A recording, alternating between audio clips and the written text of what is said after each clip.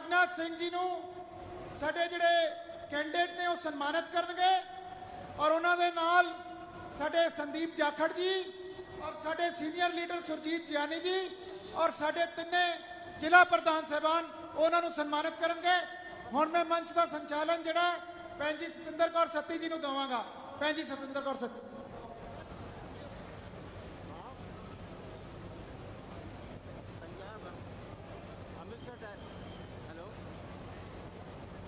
ਅਸੀਂ ਮਾਨਵੀ ਸੱਚੇ ਸਦਾਚਾਰਾਂ ਦੇ ਆਸ਼ਿਕਾ ਵਿਚਾਰਾਂ ਦੇ ਨਹੀਂ ਤੇ ਕਿਰਦਾਰਾਂ ਦੇ ਆਸ਼ਿਕਾ ਬਚਾ ਲੈਂਦੇ ਨੇ ਗੈਰਾਂ ਨੂੰ ਜੋ ਡੁੱਬ ਕੇ ਆਪੂ ਅਸੀਂ ਨੇਕ ਦਿਲ ਐਸੇ ਪਤਵਾਰਾਂ ਦੇ ਆਸ਼ਿਕਾ ਸਮਰਪਿਤ ਹੈ ਜਿਨ੍ਹਾਂ ਦੀ ਪੂਰੀ ਜ਼ਿੰਦਗੀ ਲੋਕਾਈ ਦੇ ਵਾਸਤੇ ਐਸੇ ਕਲਮਕਾਰਾਂ ਐਸੇ ਸ਼ਾਹ ਸਵਾਰਾਂ ਦੇ ਆਸ਼ਿਕਾ। ਸੋ ਇੱਕ ਵਾਰੀ ਜ਼ੋਰਦਾਰ ਤਾੜੀਆਂ ਕੈਬਨਿਟ ਮੰਤਰੀ डिफेंस मिनिस्टर राजनाथ जी ਦੇ ਲਈ ਜੋ ਅੱਜ राणा गुरमीत सिंह सोढ़ी होना उन्होंने इस पूरी इस इलाके दे विच जिहड़ा तुसीं मुहब्बत दे रहे हो उसनूं होर जोश भरन दे लई आए ने क्योंकि मैं पहला क्या सीगा कि हर मुश्किल जिहड़े हस के चलते ने उही वो बंदे तूफानां नूं ठलदे ने। एक बारी हाथ उपर करके सब ने जोरदार ताड़ियां दे नाल दसना है कि पंजाब दा ये इलाका जिहड़ा है वो राजनाथ जी की अगवाई दे विच अज किस तरीके दे नाल उस जोश के नाल पंजाब जिहड़ा है वो अपने राह बना रहा है क्योंकि मुकम्मल उही हुंदा है जिहड़ा अपने शिखर तक पहुँचता है। और अज इस इलाके दे विच उस तुहाडे मुहब्बत नूं तुहाडे उस जोश नूं होर ज़्यादा जिन्हों कहते शिखर ते पहुँचाने दे लई राजनाथ जी तुहाडे सब दे दरम्यान आए ने क्योंकि डिफेंस मिनिस्टर ने और कहते हैं कि जिन्ना देशों दियां हद्दां ते सरहदां कायम हुंदियां ने ना जिहड़े देश अपनी राखी आप कर सकते हैं उन्हां कोलों ना सिर्फ दुनिया डरदी है बल्कि दुनिया उन्हां दा लोहा मानदी है। और पंजाबी अपने बॉर्डरां दे उत्ते इस गल की गवाही बड़ी वार भर चुके हैं। मैं इस तो बाद मंच ते सद्दा देवांगी। कहते कि गलत कोशिश च नुकसान का डर हो सकता है वो काम कर जिहदा चंगा असर हो सकता है। जिसम तो वध के नाम दा रख ख्याल जिसम मिट सकता है पर नाम अमर हो सकता है। वो शख्स जिसने इस इलाके तो 4 बार तुहाडी रहनुमाई जिहड़ी है विधान सभा च कीती है और जदों इस इलाके की आवाज़ तुसी पार्लीमेंट तक पहुँचाओगे और खास तौर पे इक्को सरकार दे नाल तां फिर ये हो नहीं सकता कि तुसी उन्हां दी आवाज़ ते वो तुहाडी आवाज़ ना बनो। मैं मंच ते सदा दे रही हूँ तुहाडे सब दियां जोरदार ताड़ियां च सरदार राणा गुरमीत सिंह सोढ़ी होना।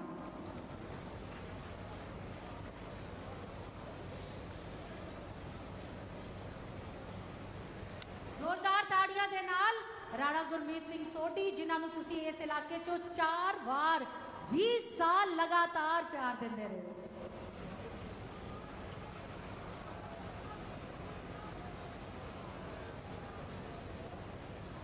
बहुत ही सत्कारयोग अज दे साडे मेहमान जिहड़ी के भारतीय जनता पार्टी की फिरोजपुर लोक सभा की मुहिम दे विच अज उसनूं होर तेज करने वास्ते तुहाडे सामने अपने विचार रखणगे। मोदी सरकार दी पॉलिसीज़ ते आइडियोलॉजी की गल होएगी। मेरा भाव कहने का है साडे बहुत ही माननीय आदरणीय राजनाथ जी रक्षा मंत्री defence minister of union of India सम्मानित मंच मेरे सामने बैठे हुए बहुत ही सत्कारयोग अलग अलग विधानसभा तो आए हुए मेरे वीर भैन भरा दोस्त मेरिया भैन जो कि सर अज इन्नी गर्मी के होने के बावजूद भी 12 बजे के इत्थे पहुँचे हुए ने थोड़े दर्शन करने वास्ते आपसे मिलने के लिए आपकी विचार सुनने के लिए और भारतीय जनता पार्टी आने वाले में 5 साल में पंजाब के लिए और लोकसभा फिरोजपुर के लिए क्या करने जा रही है ये सब बातें इनके मन में आ रही है। सर तुसी आए, थोड़े आउण नाल पंजाब की तरक्की की मेहर। जी आया नूं राजनाथ जी, साडी रखिया दे शेर। जोर नाल एक दफा तालियां नाल स्वागत कर दो, जोर नाल। बहुत बहुत धन्यवाद राजनाथ साहब। मेरे को शब्द नहीं है कि तुसी साडे इस बहुत ही बैकवर्ड और रिमोट एरिया दे विच अज तुसी तशरीफ फरमाए हो, पहुँचे हो। साडियां कुछ बहुत ही मुश्किलात ने सर, कुछ ऐसे संजीदा मसले ने जिन्हां दा मैं वेरवा थोड़े सामने करांगा। उन्हां चों सब तो वड्डी गल है सर कि 1971 तक हुसैनी वाला बॉर्डर फिरोजपुर दे विच इहदे च आवाजाही और ट्रेड चलता सी, लेकिन 1971 च ये बॉर्डर बंद हो गया और इत्थे आवाजाही भी बंद हो गई। सानू थोड़े अगे बेनती करते हैं कि साडी सरकार बनने ते जदों तुसी तीसरी दफा कसम चकनी है, तुसी स्वेरिन करना है, मोदी जी ने प्रधानमंत्री बनना है, तो मेरी थानू बेनती है कि ये बारे जरूर सोचा जाए कि इस बॉर्डर को बाईलैटरल साडे गुआढ़ी मुल्क पाकिस्तान के नाल गलबात करके जिस तरह वाघा बॉर्डर खुलिया है, ये नाल सिर्फ लोक सभा फिरोजपुर नहीं सर, मालवा एक बहुत बड़ा रीजन है, पंजाब का बहुत बड़ा रीजन है। उस सभी में हम आर्थिक तौर पर हमें बहुत हौसला मिलेगा, हमारी बढ़ोतरी होगी। एक सर स्पेशल पैकेज के लिए बेनती है सर, पठानकोट से लेके अबोहर तक हमारा बॉर्डर एरिया, अगर आप कोई स्पेशल पैकेज दे दे तो जो हमारे छोटे सनतकार इंडस्ट्रियलिस्ट जो भी हैं उन्हें एक टैक्स की छूट मिल जाए, तो वहाँ जब बड़े कारखाने लग जाएंगे और उन कारखानों में मेरे नौजवान बच्चों को नौकरियाँ मिल जाएंगी, तो यहाँ हमें बहुत ही उसकी सुविधा होगी, हमारे बच्चे नशे से दूर रहेंगे। एक इसके साथ ही बहुत ज़रूरी बात मैं आपसे दरख्वास्त करूँगा, विनती करूँगा कि हमारे जो भाई हैं, खास तौर पर राय सिख कम्युनिटी, जो राय सिख कम्युनिटी है वो दरिया के साथ साथ, बॉर्डर के साथ साथ वो बसे हुए 50-60 साल से वो खेती कर रहे हैं। तार के उस पार जो बार्ब वायर है, जो बार्ब वायर हमारे हिंदुस्तान की तरफ लगी हुई है और उसके दरमियान हमारी ज़मीन है, वो ज़मीन इनके नाम नहीं है। अगर उस ज़मीन का इनको मालिक बनाया जाए, इनको ओनरशिप दे दी जाए, तो ये एक इनके लिए बहुत, हमारे बच्चों के लिए और इस कम्युनिटी के लिए ये बहुत बड़ी बात होगी। तो मैं आपसे ये मांग करता हूँ, आग्रह करता हूँ कि आप हमारी गवर्नमेंट आने पे इस बात पे सोच विचार करके ये ज़मीनें इनके नाम पे करवाएंगे। एक हमारे फिरोजपुर कैंट सर, वहाँ पे हमारे जो लोग हैं, जो सिविलियन बैठे हुए हैं, बाज़ारों में बैठे हुए हैं, घरों में बैठे हुए, उनके पास प्रोप्राइटरी राइट्स नहीं है, वो लीज होल्ड पे हैं, वहाँ पे वो कंस्ट्रक्शन नहीं कर सकते, रेनोवेशन नहीं कर सकते, दुकान अपनी लेन देन नहीं कर सकते। मेहरबानी करके, जैसे कि आपकी स्कीम ऑलरेडी चल रही है कि आपने बहुत से कंटोनमेंट में ऐसा उनको प्राइवेट ओनरशिप देने का फैसला कर लिया है, तो फिरोजपुर कैंट को भी उसमें इंक्लूड किया जाए। हमारे लोगों के छोटे घर भी हैं, छोटी दुकानें भी हैं, उनको वहाँ उनकी ओनरशिप दी जाए। सर, हमारे बॉर्डर एरिया के होने की वजह से हमारे एरिया में ड्रोन के जगह से ड्रग्स आने लगे हैं और उसमें बहुत नशीली पदार्थें, केमिकल और हेरोइन आती है। वो आप, क्योंकि हमारे रक्षा मंत्री हैं, मैं आपके ध्यान में लाना चाहता हूँ, आप इसको जरूर इस पर ध्यान देके हमें इस सूबे को नशा मुक्त जरूर बनाएं। हमारे यहाँ पे सर मेडिकल कॉलेजेस और हॉस्पिटल्स की बहुत कमी है। सर इस लोकसभा में 3 डिस्ट्रिक्ट पड़ते हैं, फिरोजपुर, फाजिलका और मुक्तसर। सर मेरी आपसे विनती है, प्रधानमंत्री जी आए थे, हमें पीजीआई सैटेलाइट सेंटर उन्होंने दिया है फिरोजपुर में, लेकिन बाकी का जो इलाका है वहाँ मेडिकल हमें एड नहीं है। मेरी आपसे ये विनती है कि हमें कम से कम हर डिस्ट्रिक्ट में एक मेडिकल कॉलेज। ਕਿ ਉਹਨਾਂ ਨੇ ਡਿਫੈਂਸ ਮਿਨਿਸਟਰ ਸਾਹਿਬ ਨੂੰ ਗੁਜ਼ਾਰਿਸ਼ ਕੀਤੀ ਕਿ ਅਸੀਂ ਬਾਰਡਰ ਦਾ ਏਰੀਆ ਵਾ, ਸਾਡੇ ਲੋਕਾਂ ਦੇ ਮਸਲੇ ਵੱਖਰੇ ਨੇ, ਸਾਨੂੰ ਤੁਹਾਡੇ ਵਰਗੇ ਨੇਤਾਵਾਂ ਦੀ ਲੋੜ ਹੈ। ਆ ਕੇ ਇੱਕ ਵਾਰੀ ਤੁਸੀਂ ਦੱਸੋ ਕਿ ਜਦੋਂ ਇਹ ਮੈਨੂੰ ਚੁਣ ਕੇ ਭੇਜਣਗੇ ਤੇ ਜਦੋਂ ਤੁਹਾਡਾ ਥਾਪੜਾ ਮੈਨੂੰ ਮਿਲੇਗਾ ਤੇ ਇਸ ਇਲਾਕੇ ਦਾ ਵਿਕਾਸ ਪੰਜਾਬ ਨਹੀਂ ਬਲਕਿ ਪੂਰਾ ਭਾਰਤ ਵੇਖੇਗਾ। कहते परिंदों को मंजिल मिलेगी जरूर, ये फैले हुए उनके पर बोलते हैं, वो लोग रहते हैं खामोश अक्सर, जमाने में जिनके हुनर बोलते हैं। अपने हुनर दे नाल, अपने बब्बर शेर दलेर डिसीजन दे नाल जिन्होंने हिंदुस्तान में एक नवी नुहार ते एक नवे रस्ते पैदा किए ने। अज खास तौर पर तुहाडे इलाके दे विच सरदार राणा गुरमीत सिंह सोढी होना नूं इह दस्सण दे वास्ते आए ने कि इस इलाके च जदों चुने जाणगे ते ओह तुहाडे लई किड्डी वड्डी आवाज़ बनणगे। मैं गुजारिश करांगी मंच ते डिफेंस मिनिस्टर इंडिया सरदार राजनाथ जी।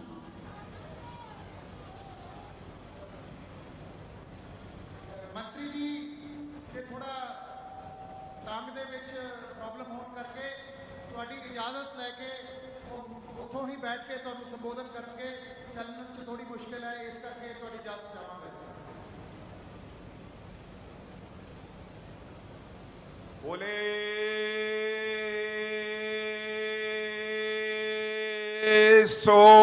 सोनिहार,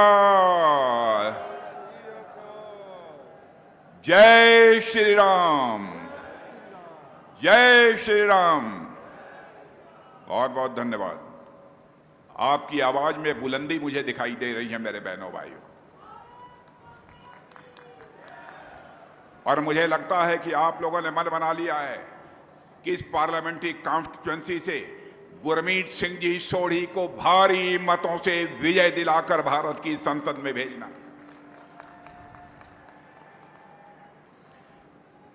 यहां के कैंडिडेट राणा गुरमीत सिंह से सोढ़ी जी, श्री राजवीर जी शर्मा लोकसभा फिरोजपुर, सरदार सुखविंदर सिंह जी काका कनौज जिला अध्यक्ष, चौधरी सुरजीत जी जानी हमारे प्रदेश अध्यक्ष एंड उपाध्यक्ष और पूर्व कैबिनेट मंत्री पंजाब के रहे हैं, श्री संदीप जी जाखड़ विधायक अबोहर, श्रीमती वंदना सांगवाल प्रदेश सचिव भाजपा, श्री शिवराज चौधरी प्रदेश सचिव, श्री सुरेंद्र प्रताप सिंह टीटी, कहाँ है टीटी, सुरेंद्र, वाह टीटी बोलते हैं आप, प्रवासी, श्री विष्णु भगवान जी लोकसभा फिरोजपुर, श्री सतीश ससिया जिला अध्यक्ष मुक्तसर साहिब, श्री शमशेर सिंह काकड़ जिला अध्यक्ष फिरोजपुर।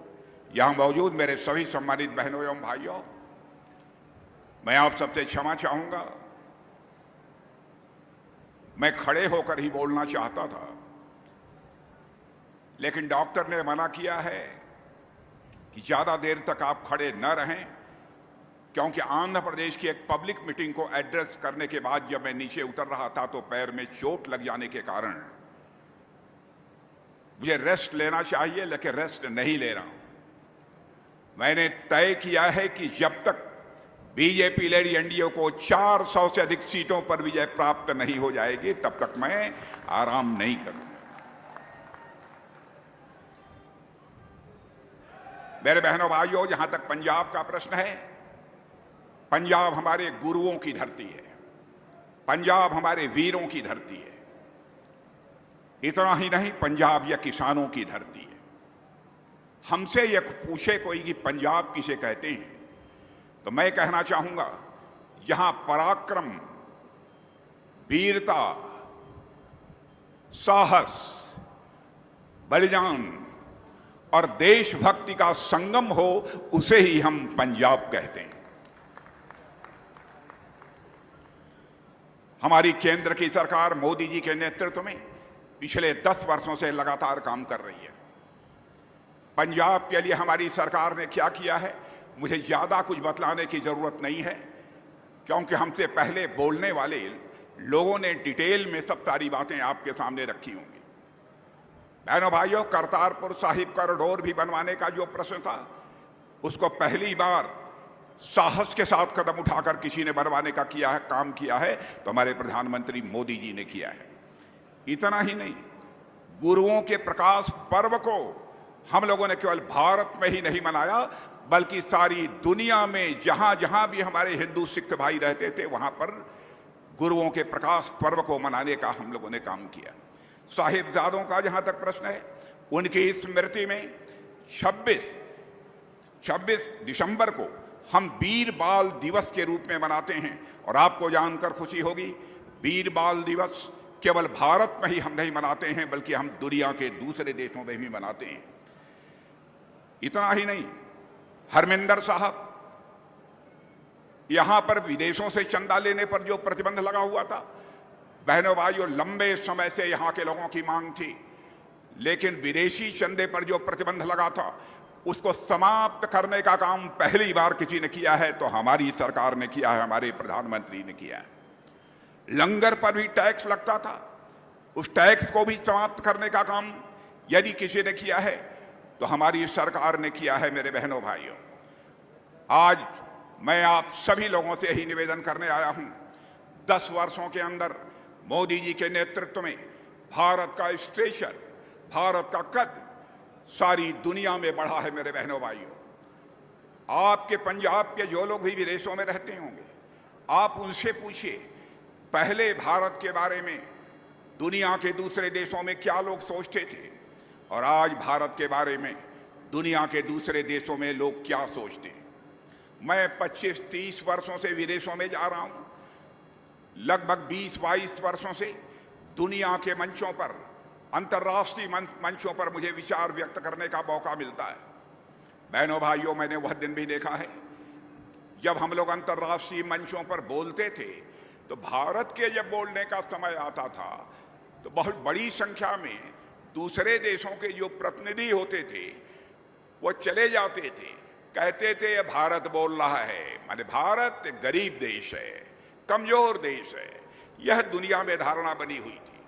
हमारी बातों को जिस गंभीरता पूर्वक लिया जाना चाहिए वो नहीं लिया जाता था, लेकिन आज दुनिया के मंचों पर, अंतर्राष्ट्रीय मंचों पर भारत यदि कुछ बोलता है मेरे बहनों भाइयों तो सारी दुनिया कान खोलकर सुनती है भारत बोल क्या रहा है।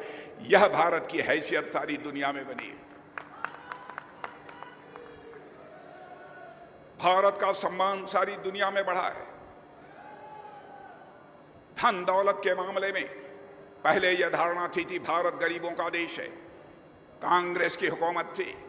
धन दौलत के मामले में, इकॉनमी, अर्थव्यवस्था के मामले में हमारा भारत दुनिया के देशों में 11वें स्थान पर खड़ा था, लेकिन हमारे प्रधानमंत्री मोदी जी ने करिश्मा किया है। मेरे बहनों भाइयों, 8 वर्षों के अंदर ही धन दौलत के मामले में हमारा भारत जो दुनिया के देशों में 11वें स्थान पर खड़ा था, वह जंप लेकर मेरे बहनों भाइयों आज दुनिया के देशों में 5वें स्थान पर आकर खड़ा हो गया है।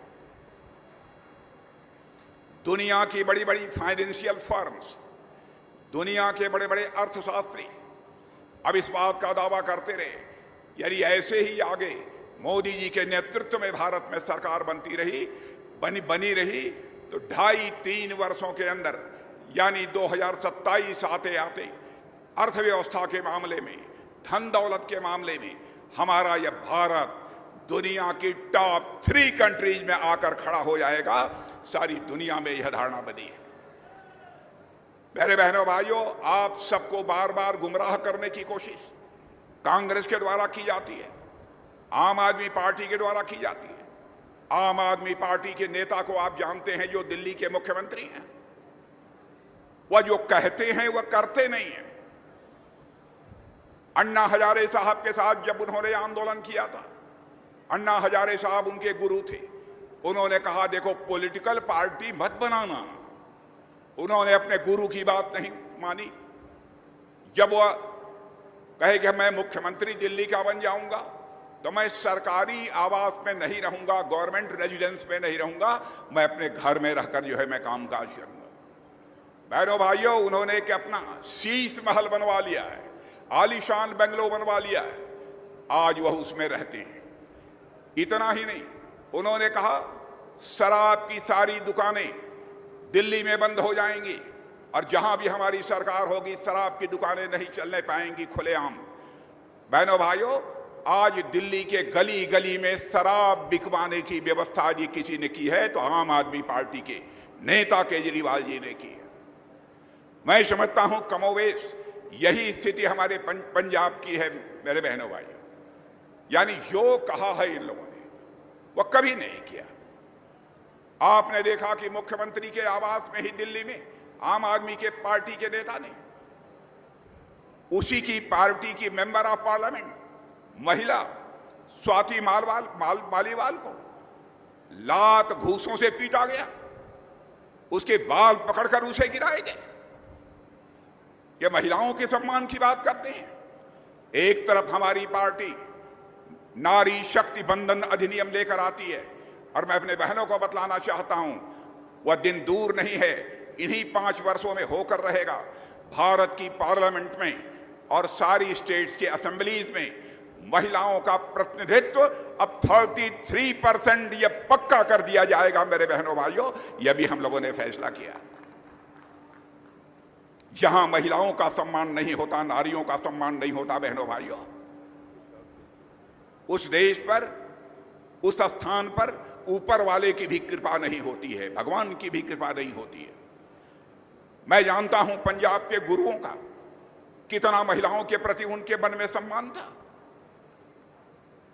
ये लोग क्या कर रहे हैं? यहां पर भी आम आदमी पार्टी की सरकार बनी है।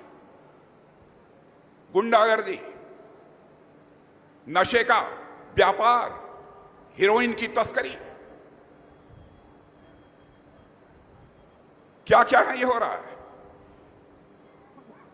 यह चाहते हैं हम ऐसा कर दें, हम करें अथवा न करें, सूर्य अस्त हो उसके बाद सब लोग मस्त हों,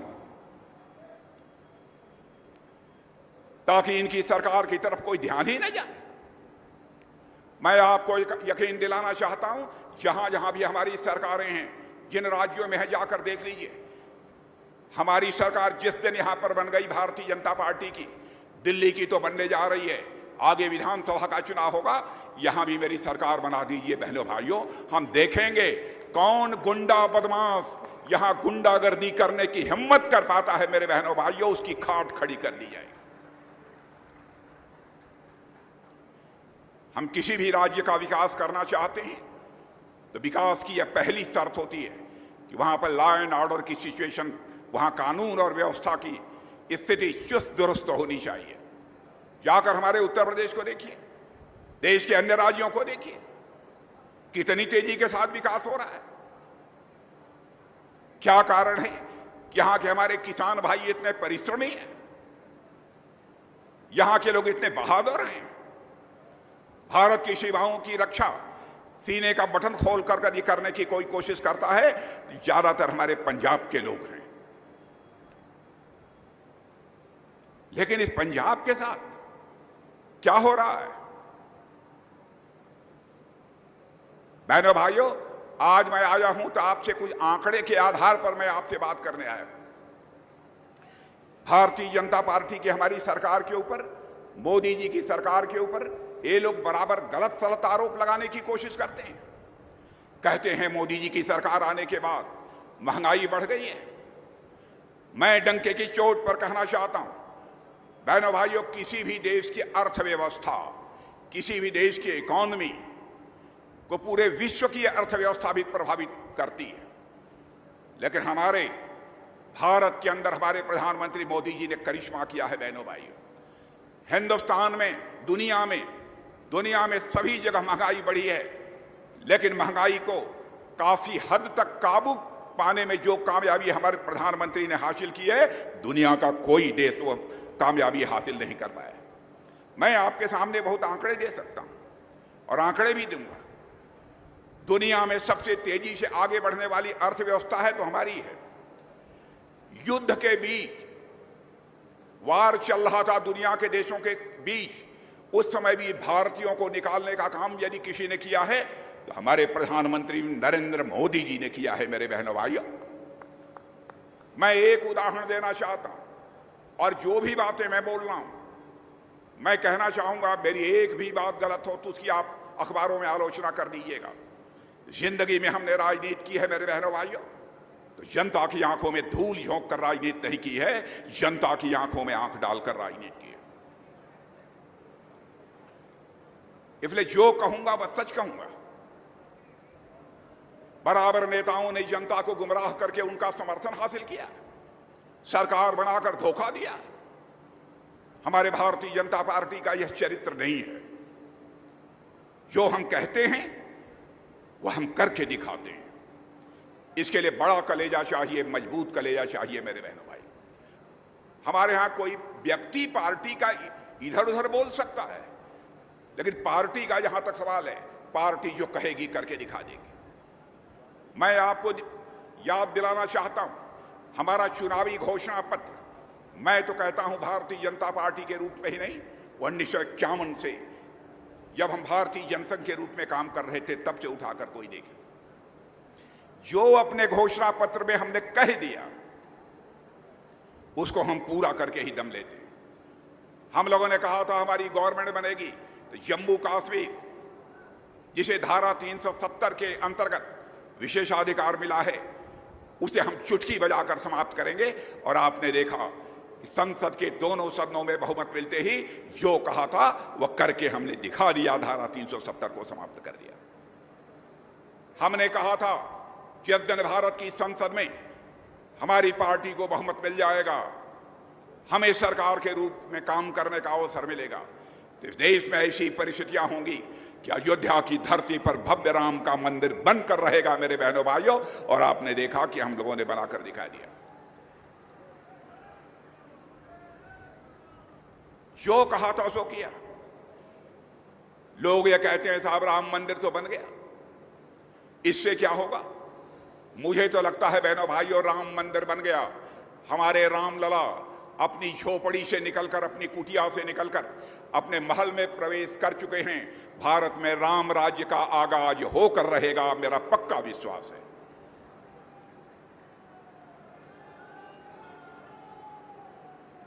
हम लोगों ने कहा था नागरिकता कानून पास करेंगे,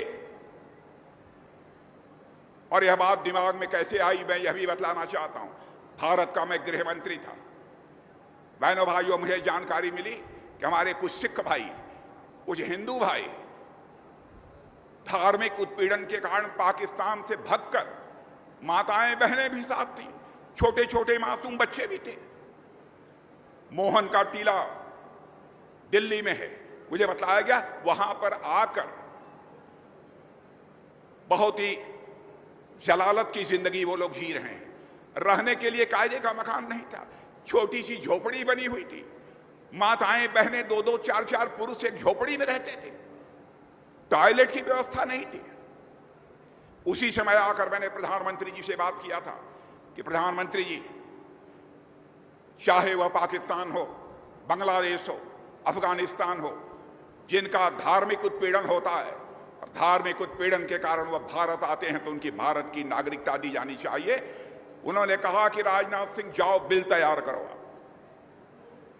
और बहनों भाइयों, नागरिकता कानून हम लोगों ने तैयार किया, आपने देखा कि वह पास हो गया। यह वादा किया था हम लोगों ने, यह काम भी हम लोगों ने पूरा किया। जब मैं गृह मंत्री था, लोकसभा में पास हो गया था, राज्यसभा में बहुमत नहीं था, इसलिए पास नहीं हो पाया था। हमारे अमित भाई, आज के जो गृह मंत्री हैं, वह फिर लोकसभा और राज्यसभा दोनों में लेकर बिल को गए और डंके की चोट पर हम लोगों ने वह नागरिकता का कानून पास कर दिया। कोई किसी का धार्मिक उत्पीड़न होगा, हम उसे किसी भी सूरत में बर्दाश्त नहीं करेंगे। बहनों भाई, लोग कहते हैं भारतीय जनता पार्टी हिंदू मुसलमान की राजनीति करती है। हम लोग धर्म के आधार पर राजनीति भेदभाव नहीं करते हैं। बहनों भाई, भारत में रहने वाला हर नागरिक एक दूसरे के भाई भाई हैं। हमारी यह मान्यता है। लेकिन जब हम लोगों ने कहा, अपने चुनावी घोषणा पत्र में कहा हमारी सरकार बनेगी तो हम 3 तलाक की जो व्यवस्था है उससे हम चुटकी बजाकर समाप्त कर देंगे। दूसरी पार्टी के लोगों ने कहा कि साहब ये दूसरे धर्म का मामला है, कैसे आप 3 तलाक की व्यवस्था समाप्त करेंगे?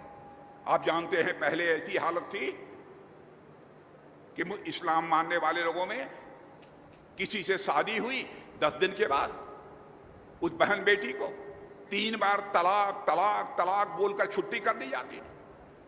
लोगों ने कहा दूसरे धर्म के मामले में क्यों हस्तक्षेप कर रहे हैं? बहनों भाइयों, हम लोगों ने डंके की चोट पर कहा कि मां, बहन और बेटी चाहे किसी धर्म की मानने वाली हो, यदि उसके साथ कोई जुल्म और अत्याचार होगा तो भारतीय जनता पार्टी उसके साथ खड़ी रहेगी। और 3 तलाक की व्यवस्था को भी हम लोगों ने समाप्त कर दिया। यह है हम लोगों का चरित्र। आप समुद्री जहाज के जो लुटेरे थे, उन लुटेरों से बचाकर हम लोगों ने लोगों को बाहर निकालने का काम किया है। यह है भारत की ताकत। यह जो मोबाइल से पेमेंट होता है, घर बैठे बैठे आप पैसा निकाल लेते हैं, पैसा जमा करा देते हैं, डिजिटल पेमेंट जिसे कहते हैं। बहनों भाइयों, आपको जानकर खुशी होगी, सारी दुनिया में डिजिटल पेमेंट जितना होता है उसका 46% डिजिटल पेमेंट कहीं होता है तो केवल और केवल भारत में होता है। मेरे बहनों, हर दृष्टि से भारत तेजी के साथ आगे बढ़ रहा है। विश्व में, दुनिया में सबसे सस्ती इंटरनेट की व्यवस्था यदि किसी देश में है तो भारत में है। और आपने देखा, हम लोग धरती पर ही काम नहीं कर रहे हैं बहनों भाइयों, आसमान में भी काम कर रहे हैं। हमारे देश के वैज्ञानिकों ने चंद्रयान छोड़ा, पहली बार में कामयाबी नहीं मिल पाई। हमारे प्रधानमंत्री ने उनके पास जाकर उनकी पीठ थपथपाई, उनकी हौसला अफजाई की, कहा कि मेरे बहादुर वैज्ञानिकों, चिंता मत करो, जितने धन की आवश्यकता पड़ेगी धन मुहैया कराया जाएगा, लेकिन चंद्रमा के साउथ पोल पर, डार्क जोन जिसे बोलते हैं, वहां पहुंचने की कोशिश करो। और आपने देखा, भारत ने जब चंद्रयान 3 छोड़ा बहने भाइयों, तो चंद्रमा के साउथ पोल पर पहुंच गया। और भारत चंद्रमा के साउथ पोल पर पहुंचने वाला दुनिया का पहला देश बन गया। मेरे बहनों भाई, पहला देश बन गया यह दुनिया का। यह है हमारे भारत की ताकत। भारत ही दुनिया का अकेला देश है जहां हमारी जल, थल और नभ तीनों जगहों में सुपरसोनिक मिसाइल भारत दाग सकता है। भारत की यह हैसियत है। डायरेक्ट मनी ट्रांसफर, मैं याद दिलाना चाहता हूं, राजीव गांधी जी, मैं किसी प्रधानमंत्री की आलोचना नहीं करता, चाहे वह किसी भी पार्टी का हो, क्योंकि मैं मानता हूं प्रधानमंत्री प्रधानमंत्री होता है, चाहे वह किसी पार्टी का हो। वह व्यक्ति नहीं है, वह इंडिविजुअल नहीं है, वह संस्था होता है, वह इंस्टीट्यूशन होता है। यह हमारी धारणा है। लेकिन राजीव गांधी जी ने अपनी मजबूरी जाहिर करते हुए कहा था, क्या करें, दिल्ली के बैंकों से मैं 100 पैसा भेजता हूं, लेकिन नीचे पहुंचते पहुंचते बामुश्किल लोगों की जेब में 14-15 पैसा पहुंच पाता है। यह मजबूरी जाहिर की थी, लेकिन इस चुनौती को वह स्वीकार नहीं कर पाई कांग्रेस की सरकार। आपने देखा कि हमारे प्रधानमंत्री ने, बहनों भाइयों, ऐसी व्यवस्था कर दी है कि आज दिल्ली के बैंक से 100 पैसा चलता है तो 100 का 100 पैसा आपके अकाउंट में पहुंचता है। मेरे बहनों भाइयों, 1 पैसा भी करप्शन की भेंट नहीं चढ़ने पाता। करने वाला व्यक्ति चाहिए, दमखम चाहिए, साहस चाहिए और साथ ही साथ विजन चाहिए, दृष्टि चाहिए कि हमको क्या करना है। यह भी करके हम लोगों ने दिखा दिया। आयुष्मान स्वास्थ्य योजना, 5 लाख रुपए तक का मुफ्त इलाज।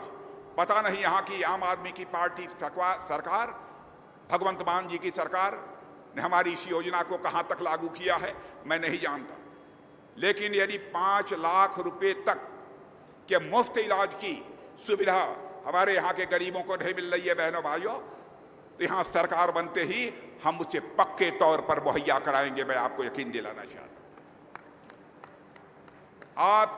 आप किसी भी जाति के हों, किसी भी मजहब के हों, लेकिन आप चाहे आपकी इनकम जो कुछ भी हो, आपकी उम्र 70 साल की हो गई है तो 70 साल के ऊपर जितने लोग होंगे सबको प्रतिवर्ष 5 लाख रुपए तक की मुफ्त इलाज की व्यवस्था भी की जाएगी और यह आदेश जून महीने में ही जारी कर दिया जाएगा।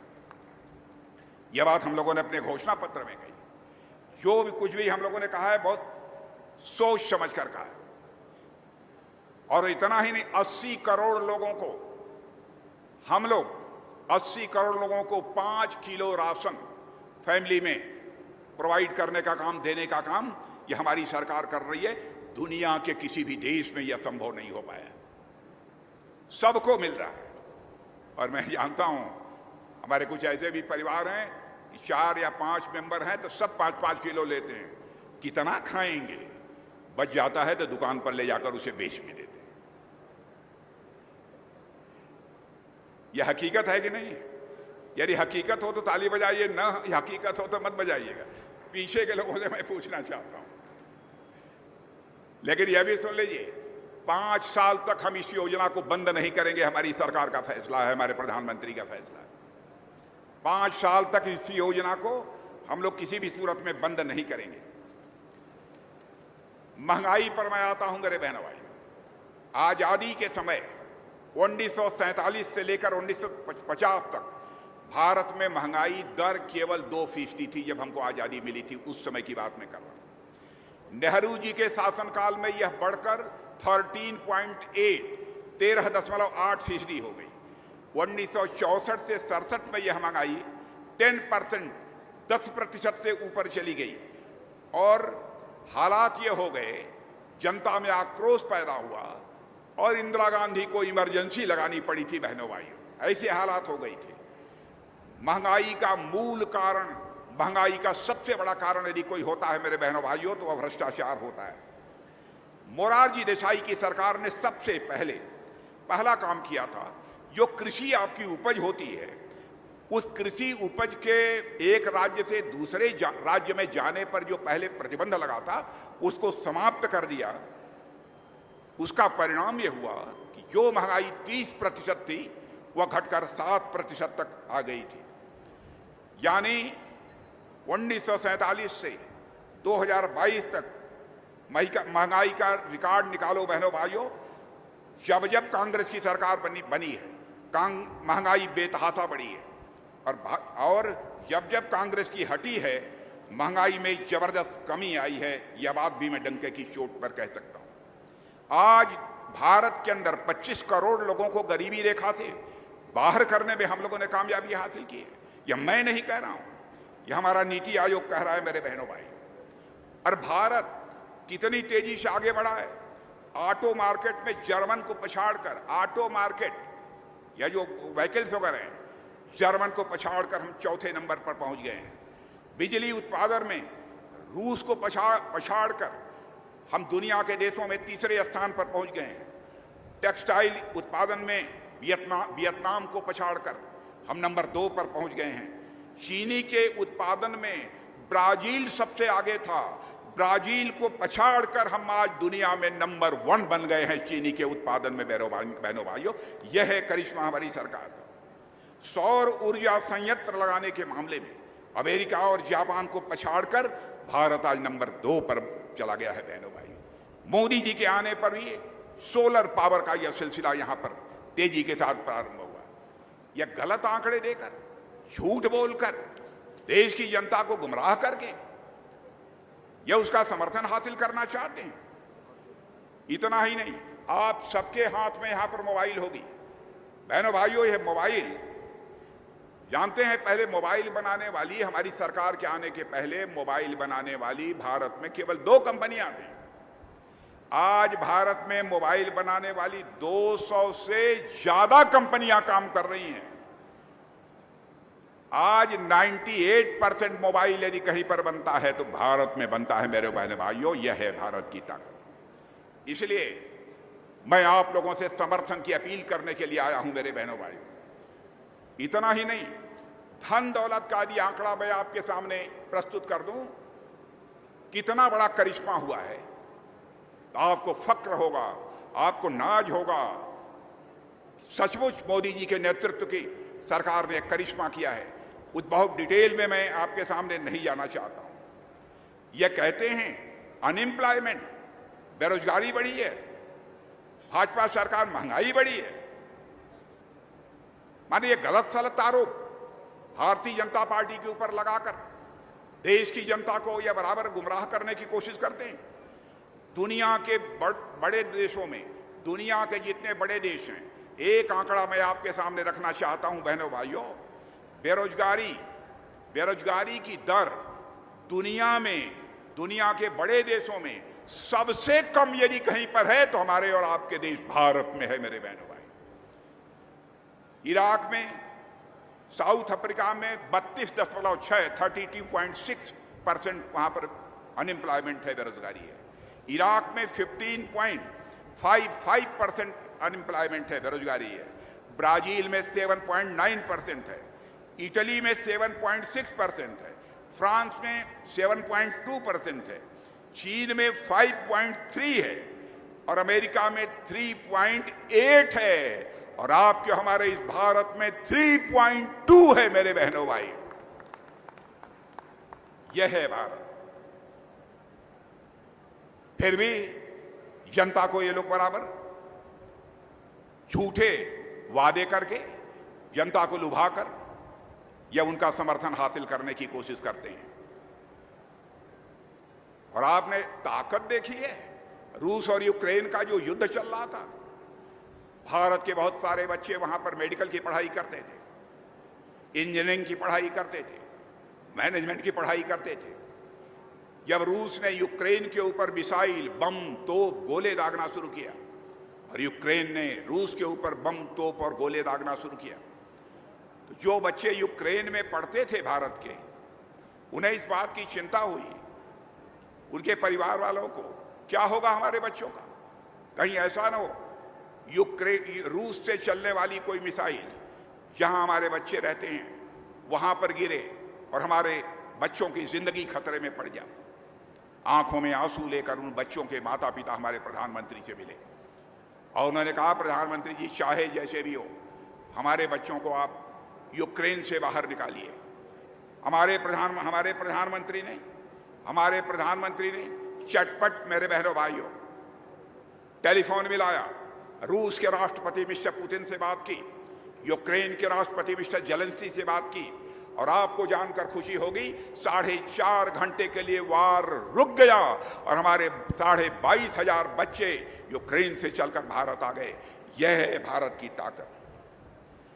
बॉर्डर इश्यूज का सवाल जो हमारे गुरमीत सिंह जी ने आपके सामने रखा है, बहनों भाइयों, चुनाव के दौरान कोई आश्वासन नहीं दिया जाता है क्योंकि आचार संहिता है, कोड ऑफ कंडक्ट लागू है, इसलिए बहुत कुछ मैं नहीं इस संबंध में कहना चाहूंगा, लेकिन उस समस्या को हम लोगों की जानकारी में इन्होंने लाया है, बस इतना ही मैं कहना चाहता हूं।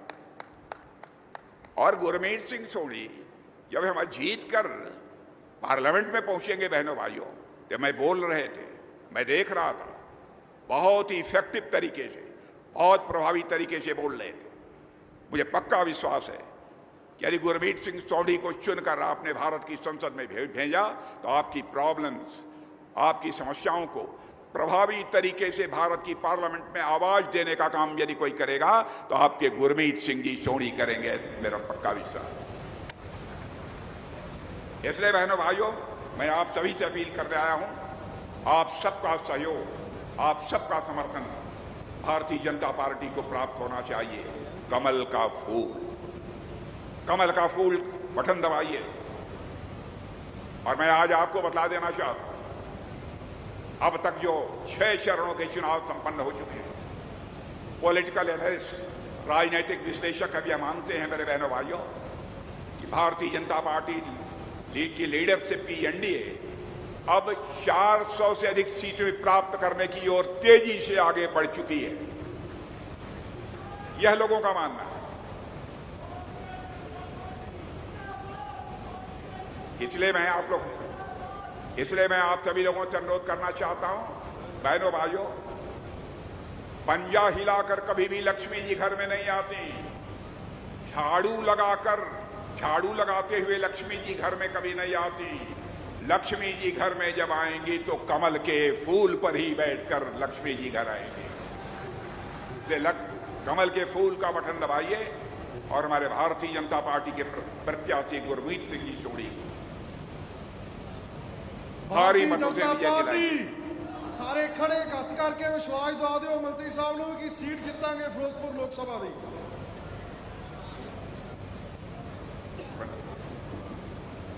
बहनों भाइयों, यदि आप लोग गुरमीत सिंह जी सोढ़ी को जिताने का मन बना चुके हैं तो एक बार दोनों हाथ उठाकर तालियां बजा दीजिए, तो मैं मान लूंगा कि आप लोगों ने मन बना लिया। आप सबको बहुत बहुत धन्यवाद। बोलिए भारत माता की।